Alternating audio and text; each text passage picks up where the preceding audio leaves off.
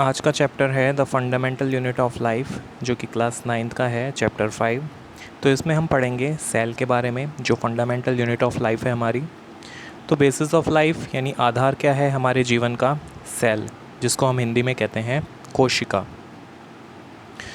तो बॉडी जो होती है लिविंग ऑर्गेनिजम्स की, वो सेल से बनी होती है, और जितनी भी एक्टिविटीज़ होती हैं हमारे शरीर में या लिविंग ऑर्गेनिज्म में, वो सभी सेल्स के द्वारा होती हैं सिर्फ। तो यहाँ ये बात क्लियर है कि body of each living organism is made of tiny unit called cells. तो therefore the cell is the structural and functional unit of the life.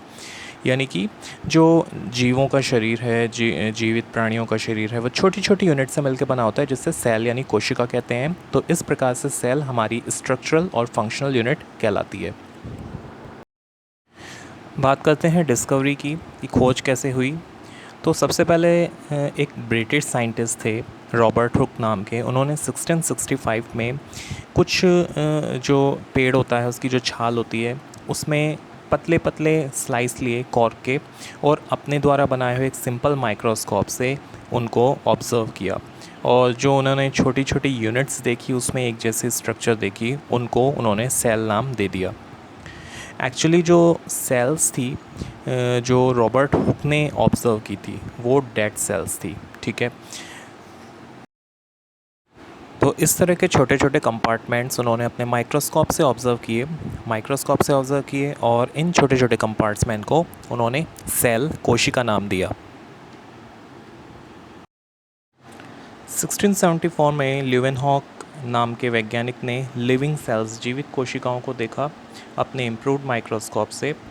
उन्होंने फ्री लिविंग सेल्स देखी, यूनिसेलुलर बॉडीज़ देखी तालाब के पानी में, पॉन्ड वाटर में सबसे पहले।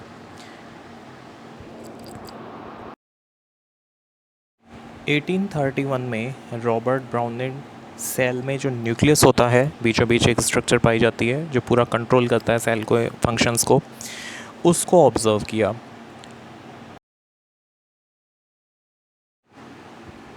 1839 में पर्किंजे नाम के वैज्ञानिक ने प्रोटोप्लाज्म नाम दिया उस फ्लूइड को जो सेल में अंदर भरा रहता है।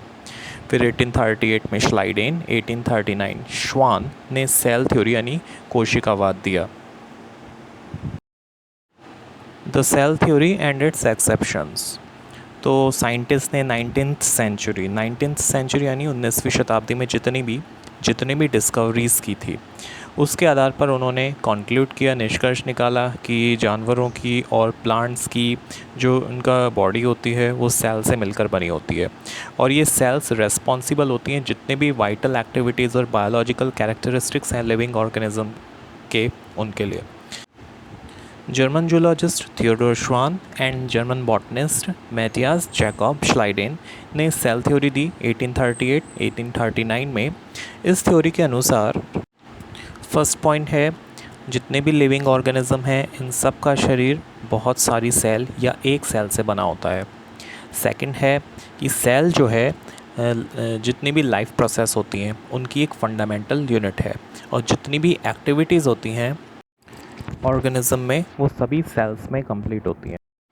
थर्ड पॉइंट है कि सेल जो है यूनिट है हेरिडिटरी, एज हेरिडिटरी मटेरियल जो होता है हमारी सेल में न्यूक्लियस में पाया जाता है। हेरिडिटरी मटेरियल यानी आनुवंशिक जो पदार्थ है, जिससे कि जो फैमिली में जो भी कैरेक्टर्स होते हैं वो माता पिता से बच्चे में जाते हैं, वो एक हेरिडिटरी मटेरियल है जो सेल में न्यूक्लियस के अंदर पाया जाता है।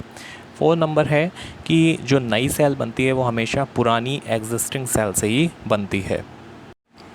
अब आगे है कुछ एक्सेप्शन, कि जो सेल थ्योरी दी गई थी वो जितने भी मॉडर्न रिसर्च हुए हैं उनके संदर्भ में पूरी तरह से तर्कसंगत नहीं थी। जैसे कि वायरसेस होते हैं, उनका सेलुलर स्ट्रक्चर नहीं होता है। सेलुलर स्ट्रक्चर यानी कोशिका से नहीं बने होते हैं, सेल से।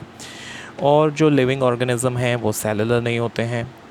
और सेल्स जो होती हैं उनमें वेल डिफाइंड न्यूक्लियस नहीं पाया जाता है।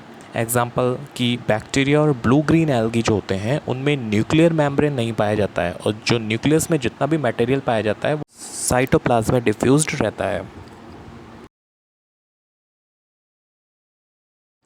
1940 में इलेक्ट्रॉन माइक्रोस्कोप की डिस्कवरी के साथ साथ पॉसिबल हुआ कि सेल के जितने भी कॉम्प्लेक्स स्ट्रक्चर हैं और उसके जो ऑर्गेनल्स हैं उनको आसानी से ऑब्ज़र्व किया जाने लगा तो उससे काफ़ी सेल के बारे में जानकारी मिल पाई।